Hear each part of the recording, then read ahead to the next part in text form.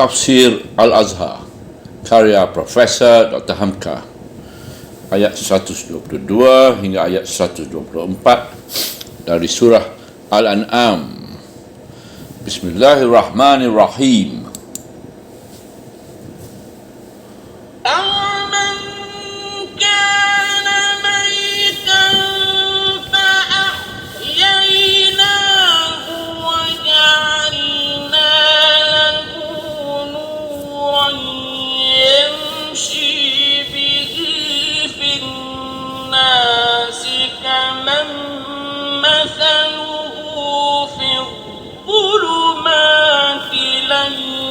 بخارج منها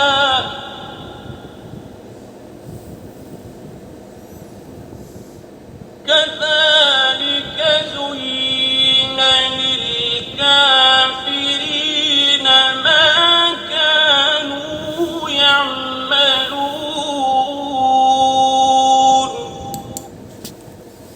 Ayat 122.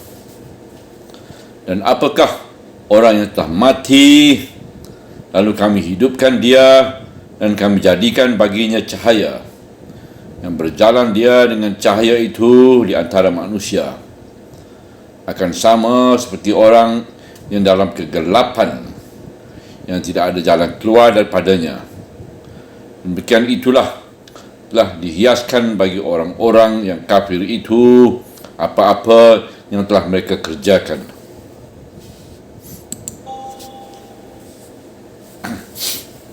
وكذلك جعلنا في كل قرية أكابر مجرميها ليمكروا فيها وما يمكرون إلا بأنفسهم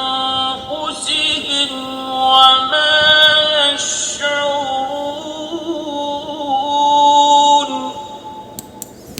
Ayat 123. Dan demikianlah telah kami jadikan pada tiap-tiap negeri beberapa orang besar-besar jadi penderhaka, supaya mereka menipu daya di dalamnya, padahal tidaklah mereka menipu daya melainkan kepada diri mereka sendiri, namun mereka tidaklah sedar.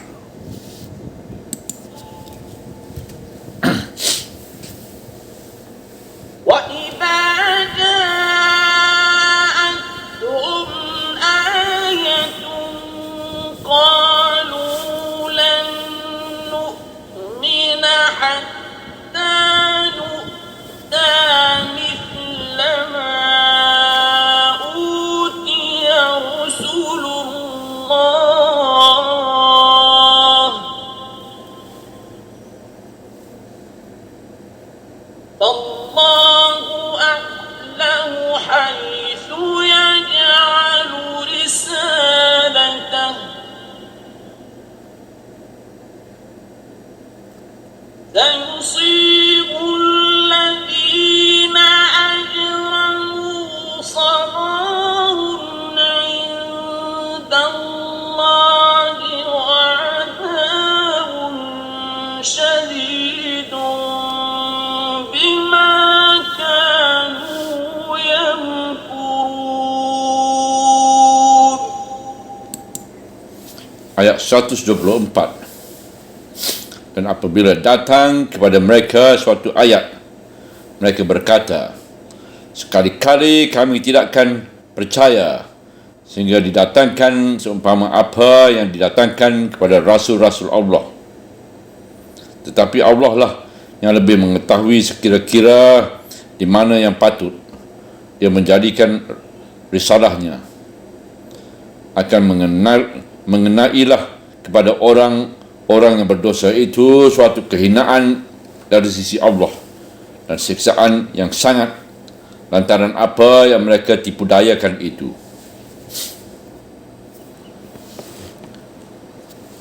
Di ayat-ayat yang lalu telah diterangkan bahawasanya syaitan-syaitan, manusia dan jin selalu mempergunakan kata lemak manis penuh tipuan guna menarik orang yang bisa mereka tarik.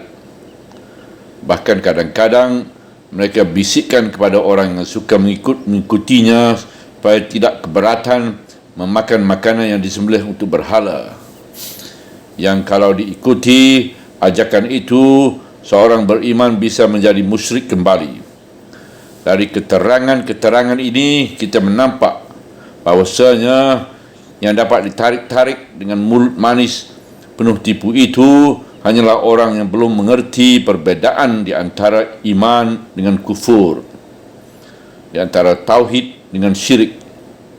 Adapun orang yang telah keluar dari gelap gelita syirik dan jahiliah kerana iman tidaklah dapat dipengaruhi walaupun betapa rayuan yang dihadapkan kepada mereka. Inilah yang dijelaskan pada ayat berikut ini.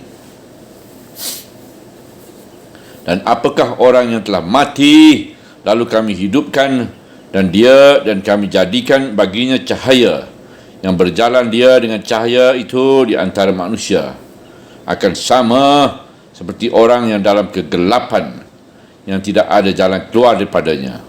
Pangkal ayat 122. Dengan susunan sabda Allah sebagai bertanya ini, apakah sama? Segera kita dapat memahamkan bahawa keduanya tidaklah sama. Tidaklah sama di antara macam insan itu. Yang pertama ialah orang yang diumpamakan telah mati, tetapi Allah telah menghidupkan kembali dan diberi pula cahaya. Maka dengan cahaya anugerah Allah, itulah dia berjalan di tengah-tengah manusia. Yang mati hidup kembali. Hal yang umum kita ketahui ialah bahawasanya manusia yang masih di dunia ini, jika mereka mati tidaklah bisa dihidupkan kembali. Malah satu tiang dari kepercayaan kita ialah bahawa kelak kemudian hari kiamat akan terjadi dan seluruh manusia yang telah mati akan dihidupkan kembali. Berkali-kali Allah menunjukkan bukti bahawa hal demikian bisa terjadi. Kita disuruh melihat tanah yang mati, tumbuh-tumbuhan yang mati hancur kerana datangnya musim panas. Ketika kemudian hari datanglah hujan, maka rumput-rumput itu pun hidup kembali. Tanah yang tadinya bersang menjadi subur. Tetapi dalam ayat ini Allah mengemukakan lagi suatu perumpamaan tentang orang yang mati dalam dunia ini bisa dihidupkan Allah kembali. Dan sesudah dia dihidupkan, dia pun diberi cahaya, dan dengan cahaya itu dia bisa keluar ke hadapan alam untuk hidup di tengah orang banyak. Allah memberi sabda dalam ayat ini bahawasanya orang yang seperti ini hidup sesudah mati tidaklah sama dengan orang yang masih dalam kegelapan dan tidak dapat membebaskan diri dalam suasana gelap itu. Orang yang seperti ini tetaplah mati walaupun masih hidup. Meskipun hidup di dalam dunia, menarik nafas turun dan naik, kalau jiwa tidak mempunyai cahaya, samalah artinya dengan mati. Hidup manusia tidaklah ada artinya, samalah dengan mati, kalau sekiranya dia tidak mempunyai akidah atau kepercayaan dan pegangan. Manusia yang hidup di dunia tanpa kepercayaan dan pegangan samalah hidupnya dengan kehidupan binatang yang melata di muka bumi. Yang diingat oleh binatang siang dan malam hanyalah makan, minum, kahwin dan beranak. Sesudah itu mati. Binatang di rimba tidak mempunyai peraturan sehingga diberi orang sebutan hukum rimba. Sedang binatang ternak diasuh dan dibesarkan orang hanyalah buat disembelih. Sejak mulai manusia mempunyai kepercayaan atau akidah, sejak itulah dia mempunyai hidup yang sebenarnya. Sebab pangkal hidup sejati itu adalah di dalam hati. Hati memancarkan cahaya pada mata. Dengan tidak ada akidah, mata hati jadi buta. Timbul akidah, mata hati jadi terang benderang. Terang nyata ke mana jalan yang telah dituju. Hidup yang sejati itu dapat memandang segala sesuatu, mendengar segala sesuatu, dan menilai segala sesuatu, dan merasakan segala sesuatu.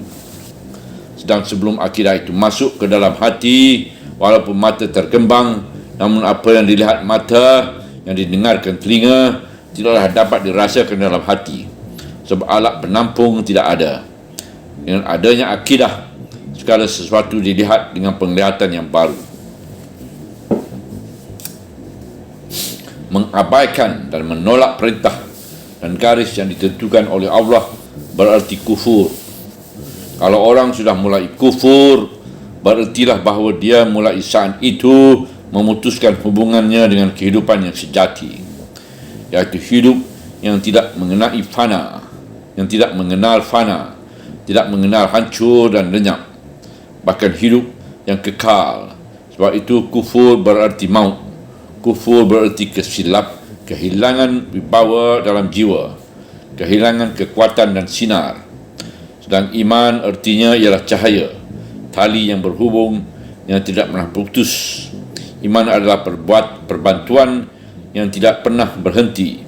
Iman ialah dialog terus menerus di antara yang diciptakan dengan yang mencipta.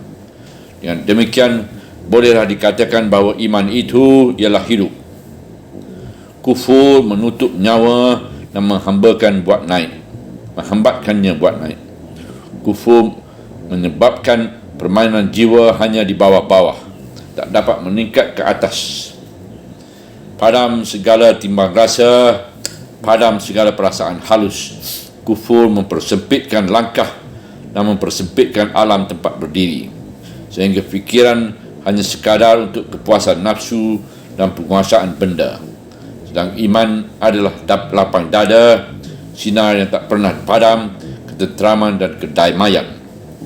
Kafir adalah batil. Yang batil itu tidak ada wujudnya. Dia tidak berurat dan tidak berakar ke bumi. Orang yang memutuskan sendiri hubungannya dengan pencipta alam. Sebab putus hubungannya dengan pencipta alam, nescaya putus pula hubungannya dengan alam. Sebab itu maka hidupnya hanya sekadar bernafas dan hanya untuk dirinya, persis sebagai kehidupan binatang. Kedatangannya ke dunia tidaklah menukuk, menambah dan perginya dari alam tidak pula menyebabkan orang merasa rugi. Dari mana kita memulai kehidupan itu? Memulai kehidupan itu ialah dari mulai kesedaran kita atas hubungan kita dengan Allah. Berhubungan dengan Allah menyebabkan pula timbulnya hubungan sesama manusia dalam jalan Allah. Sejak saat itu, kita yang tadinya mati mulai hidup baru. Kita yang tadinya hilang telah timbul kembali. Jalan Allah itu, iaitu sabilullah, adalah kekal. As-saratul mustaqim adalah lurus, tak terhenti. Jalan terus-terus dan lurus sampai kepada perhentian terakhir, iaitu syurga Jannatul Naim.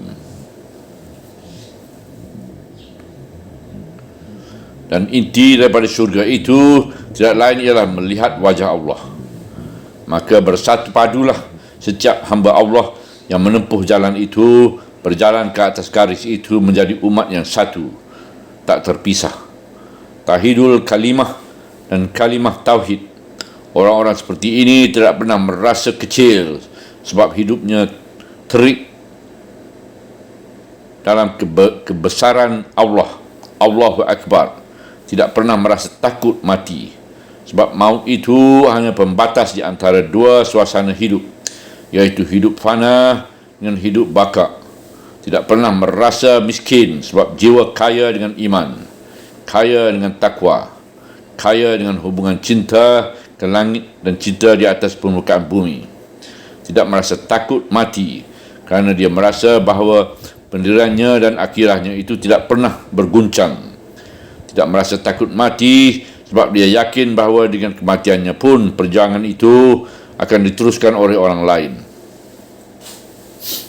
Nabi Muhammad SAW pernah mengajarkan doa agar kita memohon kepada Allah sehabis-habis sembahyang atau pada waktu-waktu yang lain, agar Tuhan menganugerahkan diri kita nur atau cahaya, dan agar Allah memberikannya nur itu ke dalam hati, ke dalam tubuh, kepada kedua belah tangan, ke muka dan ke belakang, ke atas diri dan ke bawah diri, ke kanan atau ke kiri, malahan sampai kepada kuburan sebagai istirahat terakhir di dunia ini, agar kiranya Allah memberikan nur itu.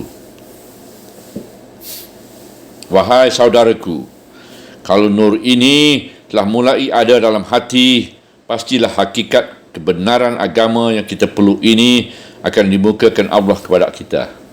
Iman yang dituruti amal menyebabkan timbulnya kasyaf. Rahsia itu terbuka sehingga tidak ada lagi jarak di antara langit dengan bumi. Tidak ada lagi jarak di antara dunia dengan akhirat. Tidak ada lagi pemisahan di antara dunia dengan agama, masjid dengan parlimen. Dia rupanya bukanlah semata-mata upacara agama dan ibadat, tetapi hidup seluruhnya. Sehingga kalau kita jatuh cinta kepada hidup, bukanlah kerana kita ingin hendak terus hidup dalam dunia ini. Kita mencintai hidup ialah kerana hidup itu buat beribadat. Dan walaupun orang lain tidak melihat, namun kita ingin beramal juga. Beramal yang baik, sebab kita telah tahu apalah artinya hidup ini kalau tidak berbuat yang baik.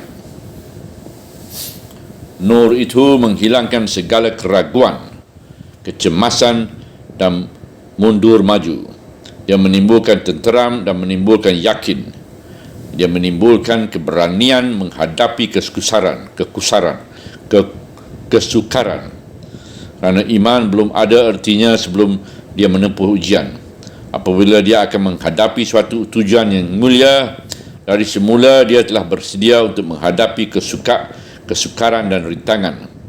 Kerana dia sudah tahu bahawa iman tidak mungkin subur kalau tidak disiram dengan air percubaan. Seorang mukmin dengan nur iman itu bertenang terus, sebab dia pun terus sesudah pasang turun, pasang itu akan naik. Sebab sesudah badai dan taufan tengah malam, besok pagi matahari akan cerah kembali. Sebab itu nur iman memancarkan hidup dan kufur menyebabkan mati. Hidupnya laksana menghastakan carum, berputar-putar di sana sama saja. Bahkan ajaib sekali pengaruh iman dalam dada itu pada sinar pada mata, dan ajaib pula kegelapan kufur dalam hati itu kepada gelapnya pandang mata. Amat halus rupanya urat saraf yang menyambungkan rasa hati dengan sinar mata. Itulah sebabnya dalam ayat ini Allah bertanya, dan apakah orang-orang yang telah mati lalu kamu hidupkan dia, iaitu kami beri dia iman, lalu timbullah cahaya dalam pribadinya lantaran iman. Dengan cahaya itu dia sanggup berdiri, bahkan berjalan melangkah lampang di antara manusia. Apakah engkau sangka bahawa orang yang telah diberi Allah cahaya itu akan sama dengan orang yang hidup dalam kegelapan terus menerus, sebab hatinya gelap gelita dan dia tidak sanggup keluar dari suasana gelap itu, laksana orang yang tersentak dari tidurnya tengah malam padahal kesedarannya belum pulih, lalu dia dipalingkan oleh rumahnya sendiri. Sedikit tentang sebab turun ayat.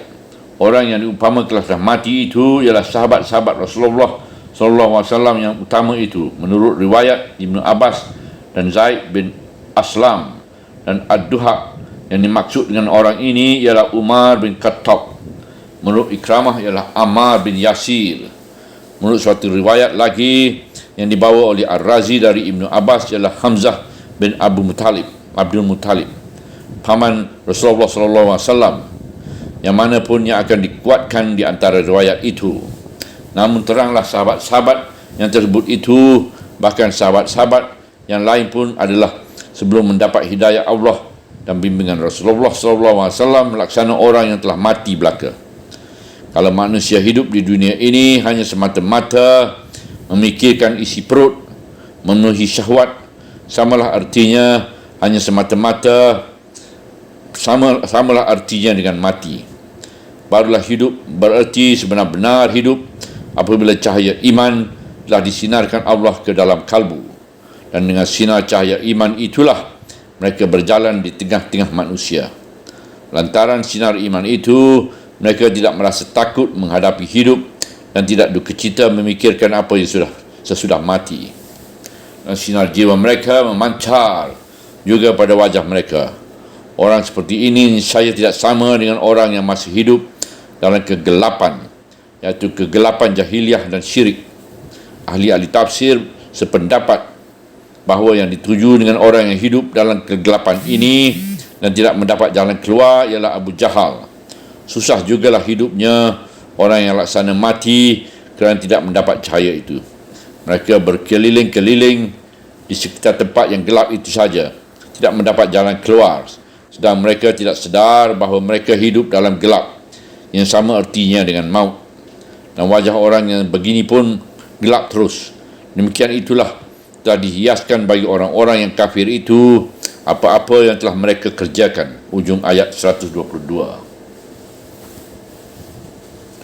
Yang mereka kerjakan tidak lain daripada yang mungkar, menyembah berhala, menyembelih kurban buat berhala, menghalangi kebenaran, menentang ajaran tauhid. Mereka senang dengan perbuatan mereka yang salah itu. Apatah lagi kalau bisik rayuan syaitan-syaitan selalu pula menghiaskan kata lemak manis, memujikan sikap mereka, sehingga yang telah mereka pertahankan dan katakan benar, bertambah lama mereka akan bertambah keras mempertahankan pendirian yang salah itu. Dalam ayat ini dikatakan dihiaskan sebagai lanjutan dari kata pada ayat 112 yang lalu, Zukrufal, Qauli Gurorun, kata lemak manis dari tipu daya atau dalam kesombongan. Bisik iblis dan syaitan bisalah masuk ke dalam hati orang yang hidup dalam kegelapan itu, sehingga yang buruk dihiaskan lalu dikatakan baik, dan kemusyrikan dihiaskan lalu dikatakan itulah yang sejati ibadat. Berhala dipujikan lalu dikatakan Allah. Oleh kerana di dalam batin sudah gelap, petunjuk tidak masuk, berputar-putar dia dari sana ke sana juga, sehingga sampai saat terakhir dia tidak dapat jalan keluar dari kesulitan jiwa itu. Halangan dari penguasa. Dan demikianlah telah kami jadikan pada tiap-tiap negeri beberapa orang besar-besar jadi pendurhakanya, supaya mereka menipu daya di dalamnya. Pangkal ayat 123. Pada ayat yang dahulu tadi disuruh membanding di antara orang-orang mati dihidupkan kembali dengan cahaya, dibanding dengan orang yang tetap dalam kegelapan dan tidak mendapat jalan keluar. Ahli tafsir tadi telah memberikan pentafsirannya bahawa orang yang kembali hidup dengan cahaya itu ialah salah seorang di antaranya ialah Umar bin Khattab atau Ammar bin Yasir atau Hamzah bin Abu Talib. Semua orang itu dahulunya hidup dalam laksana iman mati, sebab mereka pun penyembah-penyembah berhala dengan fikiran mati, sebab hanya menuruti adat pesaka nenek moyang.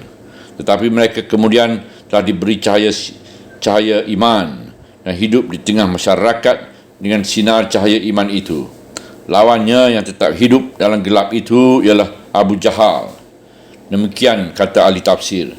Maka terkenalah bahawa sejak Nabi Muhammad SAW menyampaikan dakwahnya dalam masa 13 tahun sampai beliau pindah ke Madinah, Abu Jahal itulah yang mengatur segala tipu daya, sebagaimana menghalang dan menggagalkan segala usaha Rasulullah SAW, baik secara halus atau secara kasar, malahan lebih banyak secara kasar. Maka di dalam ayat ini diperingatkanlah kepada Rasul dan sekalian orang yang beriman bahawasanya segala cara-cara yang dilakukan oleh Abu Jahal itu adalah hal yang lumrah, bahawasanya di tiap negeri, baik negeri besar ataupun negeri kecil, memang ditakdirkan Allah ada saja orang yang besar, yang orang-orang besar negeri itu yang mendurhakakan atau berusaha menghalang-halangi segala maksud yang baik dan menipu daya di dalamnya. Li yamkuru fiha, kita artikan kerana hendak membuat tipu daya di dalamnya, iaitu dalam negeri itu. Yamkuru itu ialah dari kata makar, kata artinya tipu daya. Dalam bahasa hukum, dalam bahasa Indonesia moden, kata-kata makar itu telah ditimbulkan alih, dah diambil alih dan dijadikan bahasa Indonesia. Segala tindak pidana untuk maksud yang jahat dalam bahasa hukum di Indonesia telah disebut makar. Dalam maksud asalnya ini disebut maksud makar, iaitu makar ialah segala tipu daya dan helah buat memalingkan seseorang dari tujuan yang dimaksudkan pada tujuan yang lain, baik dengan perbuatan ataupun dengan ucapan-ucapan yang manis, dan dipakai untuk memalingkan orang dari yang benar kepada yang salah, dari yang baik kepada yang jahat. Maka dalam ayat ini Allah menegaskan bahawa dalam perjuangan menegakkan agama Allah, janganlah heran jika mendapat hambatan dan gangguan dari orang-orang yang terkemuka di negeri itu. Sebab yang begitu selalu terjadi pada tiap-tiap negeri apabila ada orang yang bermaksud baik dan bercita-cita mulia. Maka mereka itu selalu berbuat makar dengan segala tipu daya, akal busuk, masalah menyalah artikan segala maksud yang baik itu dan bekerja keras membelokkan tujuannya. Dan ayat ini menjadi pedomanlah bagi umat Muhammad sampai ke akhir zaman apabila mereka bermaksud akan menegakkan agama yang hak. Halangan pasti ada yang menghalangi bukan seimbang orang, bahkan orang-orang yang terkemuka di negeri itu. Di zaman moden ini, pihak-pihak yang berkuasa mudah saja melakukan makar itu dalam mempertahankan kekuasaan. Orang yang berjuang hendak menegakkan ajaran Nabi Muhammad SAW mendapat berbagai halangan dan rintangan. Cara propaganda yang moden bisa saja membuat suatu cita-cita yang besar dan suci sebagai suatu kejahatan. Keinginan agar hukum Allah berlaku dalam masyarakat dapat saja dituduh sebagai pemberontak, dan segala usaha hendak menyingkirkan peraturan Allah dari muka bumi mendapat pujian yang besar. Berarti menegakkan syiar Allah, mengucapkan salam menurut ajaran Muhammad SAW, teguh memegang ajaran Al-Quran, sabda dan wahyu Allah, dapat saja dituduh fanatik dan menghalang-halangi kemajuan. Inilah usaha dari akabira mujrimiha, penjahat kaliber besar dalam negeri ini. Lalu datanglah ujung ayat. Padahal tidaklah mereka menipudayakan atau tidaklah mereka berbuat makar, melainkan pada diri mereka sendiri, namun mereka tidaklah sedar. Ujung ayat 123. Maka segala usaha makar mereka itu tidak lain daripada mempertinggikan tempat mereka jatuh. Mereka hendak memakar orang lain, maka dengan tidak mereka sedari, yang kena makar adalah perbuatan mereka itu yang telah perbuatan mereka itu ialah diri mereka sendiri. Sebab makar itu adalah perbuatan jahat, dan kejahatan itu apabila sudah dimulai tidaklah dapat dihentikan di dalam tengah jalan. Kejahatan pertama mesti diikuti oleh kejahatan kedua, sampai akhirnya kejahatan mereka sendirilah yang mengelilingi dan mengepung diri mereka. Setelah di ujung sekali, mungkin mereka sedar, tapi buat mundur tidak dapat lagi. Untuk mendapat perbandingan lebih baik, kita kemukakan dua kisah berkenaan dengan Abu Jahal dalam makarnya ini. Pada suatu hari, Rasulullah SAW bertemu dengan Abu Jahal di satu tempat. Abu Jahal langsung mencaci maki Nabi Muhammad SAW, menyakiti, menista dan menghinakan beliau. Nabi Muhammad SAW menghadapi itu dengan tenang dan diam, tidak menjawab apa-apa. Di antara orang yang menyaksikan peristiwa itu ada seorang perempuan hamba sahaya, budak daripada Abdullah bin Judan. Ketika perempuan itu berjumpa dengan Hamzah bin Abdul Muttalib, paman Rasulullah SAW, yang ketika itu baru kembali dari berburu, sedang anak panah dan busurnya masih tergenggam dalam tangannya.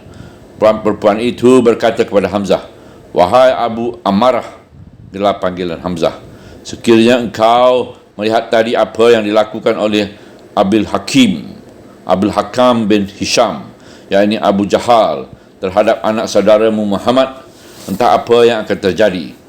Dia caci mencaci, menyakiti dan menghinakan Muhammad, sedang Muhammad hanya diam saja. Mendengar itu, hati Hamzah tersentak marah kepada Abu Jahal. Walaupun ketika itu dia belum memeluk agama Islam, tetapi perasaan kekeluargaan mendorongnya untuk membela Nabi Muhammad SAW.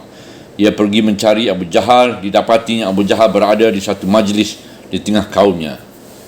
Hamzah memanggilnya dan terus memukulnya dengan anak panah yang tergenggam dalam tangannya sehingga luka dan berdarah, sambil ia berkata kepada Abu Jahal, "Engkau caci maki Muhammad. Ketahuilah, aku pun juga sekarang menganut agamanya." Melihat tindakan Hamzah itu dan mendengar kata-kata yang tegas dan berani itu, dengan sikap bersedia menghadapi segala kemungkinan untuk berkelahi, semangat Abu Jahal menjadi luntur.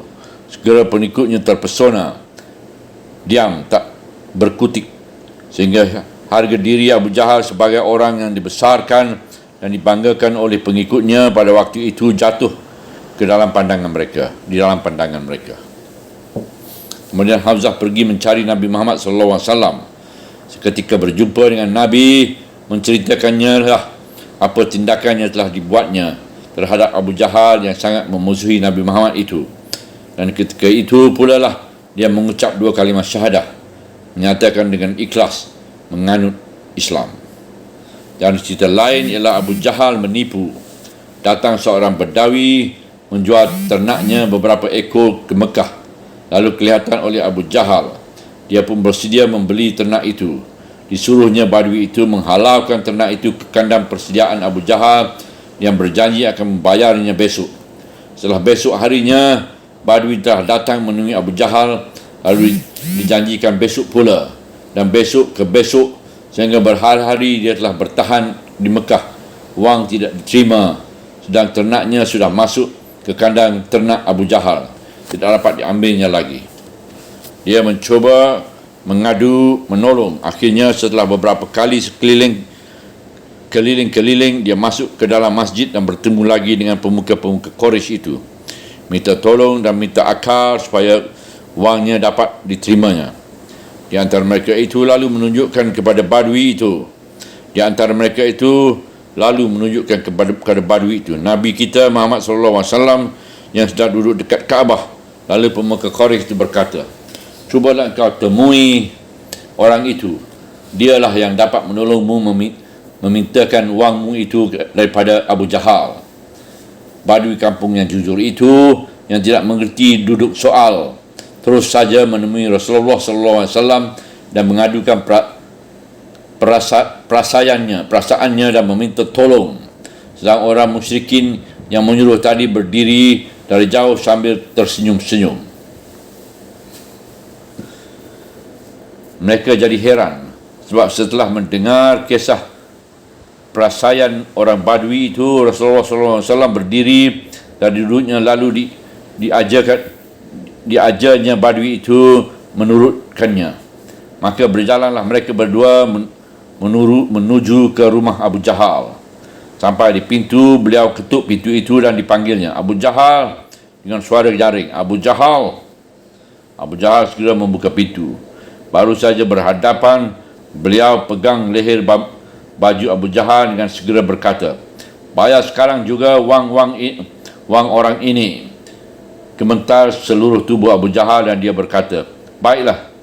Lalu dilepaskan dia oleh Rasulullah dengan langsung ke dalam biliknya, mengambil sebuah pundi-pundi peti penuh berisi wang, lalu diserahkan kepada Rasulullah SAW.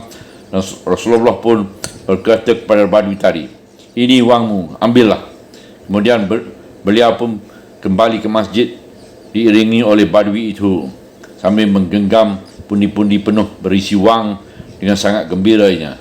Sampai di masjid, berkerumunlah orang-orang yang menyuruh dengan mengejek dan tersenyum tadi, tercengang melihat apa yang telah terjadi. Dan Nabi Muhammad SAW kembali dalam tafakurnya di dekat Kaabah. Tidak lama kemudian Abu Jahal pun datang. Maka berkerumun pula lah mereka menemuinya, hendak menanya mengapa sampai dia kalah. Abu Jahal menjawab bahawa ketika namanya dipanggil oleh Muhammad, jiwanya sudah mulai merasa takut, dan setelah pintu dibukanya, dilihatnya di belakang Nabi Muhammad itu tersembul pula kepala seekor unta yang sangat besar dan menakutkan, sehingga lantaran takut dia pun tidak dapat membantah apa yang dikehendaki Muhammad SAW. Inilah dia dua macam contoh tentang betapa kecilnya jiwa Abu Jahal jika benar-benar telah berhadapan pribadi dengan pribadi.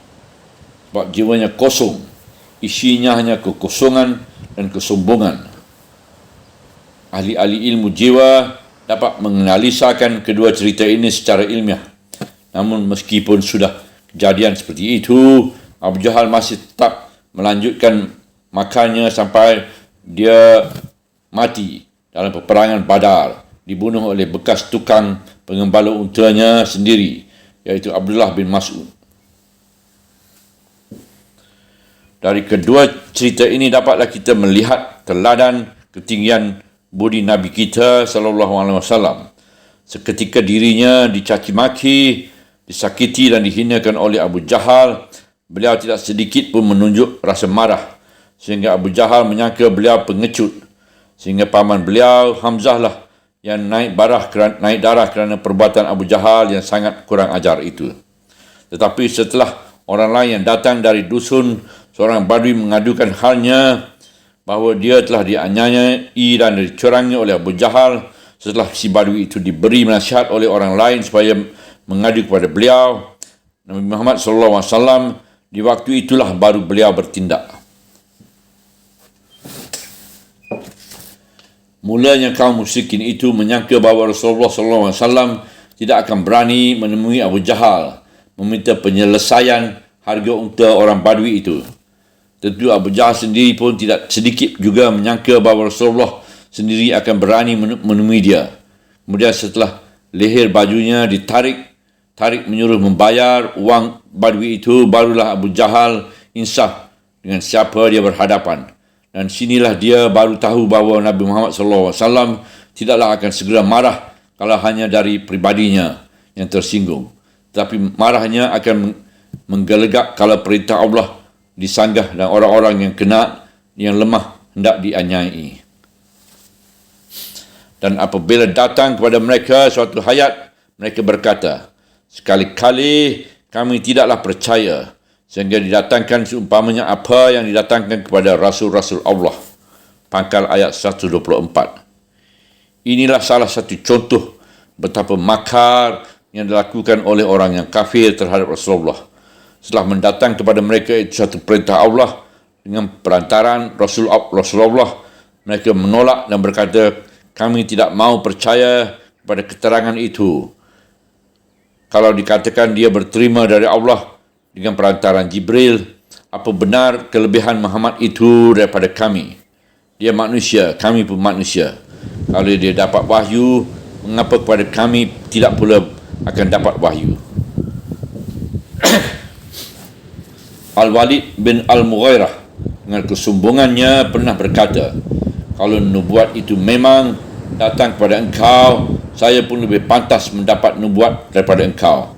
Sebab usia saya lebih tua daripada usia engkau, dan harta benda saya lebih banyak dari harta benda engkau. Dan Abu Jahal pun pernah berkata, demi Allah, kami tidak suka, tidak akan sekali-kali akan menjadi pengikutnya. Kalau wahyu datang pula kepada kami seperti yang datang kepadanya itu, baru kami mau percaya. Ini adalah satu kesombongan yang sentiasa terdapat pada orang yang merasa dirinya berpengaruh. Kesombongan inilah yang menghambat dan mendindingkan mereka sehingga mereka lebih suka menerima jadi kafir daripada jadi orang mukmin. Tetapi Allah lah yang lebih mengetahui sekira-kira di mana yang patut dia menjadikan risalahnya itu. Kalau kita fahamkan ini, sabda Allah ini dengan saksama, terasalah bagaimana kerasnya sambutan Allah atas kata-kata sombong orang-orang kafir itu yang tidak mau percaya akan kebenaran yang dibawa oleh Rasulullah SAW kalau mereka pun tidak diberi wahyu juga. Sebagai Al-Walid bin Al-Mughirah yang menyombong ketika usianya lebih tua dan dia seorang kaya, dan Abu Jahal yang merasa dirinya pun patut jadi nabi dituruni wahyu. Dengan sambungan ayat ini Allah menjawab, Tuhanlah yang lebih tahu memilih siapa orang yang patut dijadikan rasul. Nampaknya bahawa orang-orang ini tidak tahu diri. Seakan-akan ayat ini berkata, cerminilah dirimu dahulu, lihat mukamu di sana. Bukan macam engkau orang yang akan dipilih Allah menjadi rasulnya. Bukan soal umur. Kerana banyak orang yang telah tua umurnya, tapi tidak ada nilai apa-apa dalam jiwa dan otaknya. Dan bukan pula kekayaan yang akan menentukan orang jadi nabi. Menjadi rasul bukanlah dengan mempergunakan wang suap, sebagaimana selalu dilakukan oleh orang-orang yang ingin pangkat supaya dipilih oleh rakyat. Muhammad SAW tidaklah meminta jabatan menjadi rasul itu, dan dia dipilih Allah menjadi Rasulullah ialah setelah terlebih dahulu jiwanya dipelihara dan dipupuk bertahun-tahun. Dalam perjuangan menegakkan ajaran Rasulullah SAW sampai kepada zaman kita ini, masih ada lagi orang yang kafir yang mengatakan bahawa dia pun sanggup mencapai wahyu sebagai yang dicapaikan Rasul-Rasul Allah. Di negeri kita, Indonesia ini, kerana pengaruh bekas ajaran Hindu dan bekas bisikan penjajahan, ada saja guru-guru klinik yang mendakwakan dirinya menjadi Wahyu Cakraningrat. Kadang-kadang mereka ini diperkudakan oleh tenaga-tenaga politik yang benci kepada ajaran Islam. Bahkan ada yang berkata bahawa ilmu pengetahuan zaman moden yang dicapai manusia sudah jauh lebih maju daripada wahyu-wahyu yang ada dalam kitab-kitab suci itu. Setelah mereka itu hanyalah sebagai burung bio mengucapkan kalimah yang diajarkan oleh tuannya, yang mereka sendiri tidak mengerti apa yang mereka katakan. Akan mengenailah kepada orang-orang yang berdosa itu kehinaan dari sisi Allah dan siksaan yang sangat lantaran apa yang mereka dibudayakan. Ujung ayat 124. Ujung ayat ini adalah bujukan kepada orang yang kokoh memegang wahyu ilahi, bahawasanya makar dan tipu daya dari orang-orang yang membuat rencana jahat, padahal mereka adalah akabir, adalah orang-orang yang besar dalam rencana jahatnya itu, pastilah terjadi dan pastilah bertemu. Maka orang mukmin pembela ajaran Rasulullah janganlah cemas seperti itu. Tidak akan ada artinya hidup ini kalau perjuangan di antara cita-cita yang suci dan benar dengan cita-cita yang keji dan busuk sudah tidak ada lagi. Allah telah memupuk tumbuhnya kebenaran kerana saingan, bandingan dan rintangan dari segala yang jahat. Dalam ayat ini terdapat dua kata. Pertama, bahawa mereka akan ditimpa oleh kehinaan. Kehinaan kita ambil erti dari kiamat. Kalimah sagharun yang arti asalnya ialah kecil. Kalau dia telah dikecilkan oleh Allah dan dia pun dipandang hina, ini adalah balasan dari takabur dan sombong dahulu itu. Dengan sombong mengatakan bahawa diri mereka penyembah berhala berhak pula jadi nabi mendapat wahyu. Setelah Islam berkembang naik, mereka pun menjadi orang-orang kecil yang tidak berharga. Kematian Abu Jahal dalam peperangan Badar, demikian juga Al-Walid bin Al-Mughirah adalah hina sekali. Yang kedua, bahawa mereka akan ditimpa oleh azab siksaan ialah kerana tipu daya dan makar yang telah mereka buat itu. Tetapi mereka gagal sama sekali. Islam bertambah naik dan maju, walaupun betapa mereka mengaturkan siasat buat menghambatkannya. Demikianlah yang kejadian pada zaman dahulu seketika Rasulullah SAW mula-mula menghembuskan cita-cita ini ke muka dunia. Dan begini akan terjadi seterusnya, dan kebenaran jua yang akan menang. Subhanallah, walhamdulillah, wala ilaha illallah, wallahu akbar, wala hawla wala quwata illa billahil aliyyil azim, wala hawla wala quwata illa billahil aliyyil azim. Wala hawla wala quwwata illa billahil aliyyil azim.